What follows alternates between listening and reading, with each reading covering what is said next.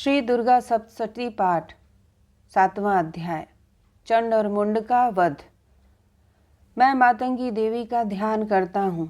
वे रत्नमय सिंहासन पर बैठकर पढ़ते हुए तोते का मधुर शब्द सुन रही हैं। उनके शरीर का वर्ण श्याम है।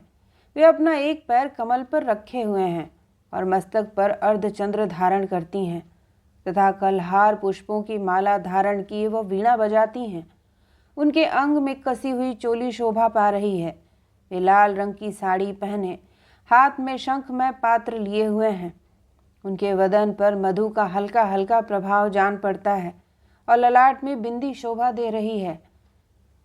ऋषि कहते हैं, तदंतर शुंभ की आज्ञा पाकर वे चंड और मुंड आदि दैत्य चतुरंगिनी सेना के साथ अस्त्र शस्त्रों से सुसज्जित होकर चल दिए। फिर गिरिराज हिमालय के सुवर्ण में ऊंचे शिखर पर पहुंचकर उन्होंने सिंह पर बैठी देवी को देखा। वे मंद मंद मुस्कुरा रही थीं। उन्हें देखकर दैत्य लोग तत्परता से पकड़ने का उद्योग करने लगे। किसी ने धनुष तान लिया, किसी ने तलवार संभाली और कुछ लोग देवी के पास आकर खड़े हो गए। तब अंबिका ने उन शत्रुओं के प्रति बड़ा क्रोध किया। उस समय क्रोध के कारण उनका मुख काला पड़ गया, ललाट में भौहें टेढ़ी हो गईं और वहां से तुरंत विकराल मुखी काली प्रकट हुई जो तलवार और पाश लिए हुए थी। वे विचित्र खटवांग धारण किए और चीते के चर्म की साड़ी पहने नर मुंडों की माला से विभूषित थीं। उनके शरीर का मांस सूख गया था, केवल हड्डियों का ढांचा था जिससे वे अत्यंत भयंकर जान पड़ती थीं। उनका मुख बहुत विशाल था। जीभ लपलपाने के कारण वे और भी डरावनी प्रतीत होती थीं। उनकी आंखें भीतर को धसी हुई और कुछ लाल थीं। वे अपनी भयंकर गर्जना से संपूर्ण दिशाओं को गुंजा रही थीं। बड़े बड़े दैत्यों का वध करती हुई वे कालिका देवी बड़े वेग से दैत्यों की उस सेना पर टूट पड़ी और उन सबको भक्षण करने लगीं। वे पार्श्व रक्षकों, अंकुशधारी महावतों, योद्धाओं और घंटा सहित कितने ही हाथियों को एक ही हाथ से पकड़कर मुंह में डाल लेती थीं। इसी प्रकार घोड़े, रथ और सारथी के साथ रथी सैनिकों को मुंह में डालकर वे उन्हें बड़े भयानक रूप से चबा डालती थीं। किसी के बाल पकड़ लेती, किसी का गला दबा देती, किसी को पैरों से कुचल डालती और किसी को छाती के धक्के से गिराकर मार डालती थीं।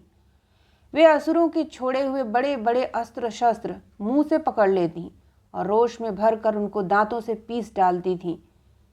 काली ने बलवान और दुरात्मा दैत्यों की वह सारी सेना रौंद डाली, खा डाली और कितनों को मार भगाया। कोई तलवार के घाट उतारे गए, कोई खटवांग से पीटे गए और कितने ही असुर दांतों के अग्रभाग से कुचले जाकर मृत्यु को प्राप्त हुए। इस प्रकार देवी ने असुरों की उस सारी सेना को क्षण भर में मार गिराया। यह देखकर चंड उन अत्यंत भयानक काली देवी की ओर दौड़ा तथा महादैत्य मुंड ने भी अत्यंत भयंकर बाणों की वर्षा से तथा हजारों बार चलाए हुए चक्रों से उन भयानक नेत्रों वाली देवी को आच्छादित कर दिया। वे अनेकों चक्र देवी के मुख में समाते हुए ऐसे जान पड़े मानो सूर्य के बहुतेरे मंडल बादलों के उदर में प्रवेश कर रहे हों। तब भयंकर गर्जना करने वाली काली ने अत्यंत रोष में भरकर विकट अट्टहास किया। उस समय उनके विकराल वदन के भीतर कठिनता से देखे जा सकने वाले दांतों की प्रभा से वे अत्यंत उज्जवल दिखाई देती थीं। देवी ने बहुत ही बड़ी तलवार हाथ में ले हम का उच्चारण करके चंड पर धावा किया और उसके केश पकड़कर उसी तलवार से उसका मस्तक काट डाला। चंड को मारा गया देखकर मुंड भी देवी की ओर दौड़ा। तब देवी ने रोष में भरकर उसे भी तलवार से घायल करके धरती पर सुला दिया। महापराक्रमी चंड और मुंड को मारा गया देख मरने से बची हुई बाकी सेना भय से व्याकुल हो चारों ओर भाग गई। तदंतर काली ने चंड और मुंड का मस्तक हाथ में ले चंडिका के पास जाकर प्रचंड अट्टहास करते हुए कहा, देवी, मैं चंड और मुंड नामक इन दो महापशुओं को तुम्हें भेंट करता हूँ। अब युद्ध यज्ञ में तुम शुंभ और निशुंभ का स्वयं भी वध करना।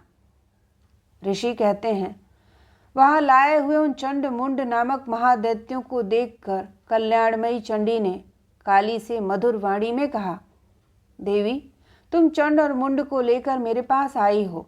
इसलिए संसार में चामुंडा के नाम से तुम्हारी ख्याति होगी।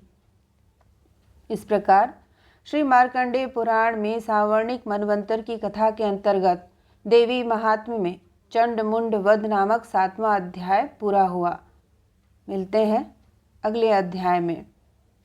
आप सभी से एक अनुरोध, अगर मेरा यह प्रयास आपको पसंद आ रहा है तो कृपया मेरे चैनल को सब्सक्राइब करें। साथ ही कमेंट में माता रानी की जय ज़रूर लिखें। नमस्कार।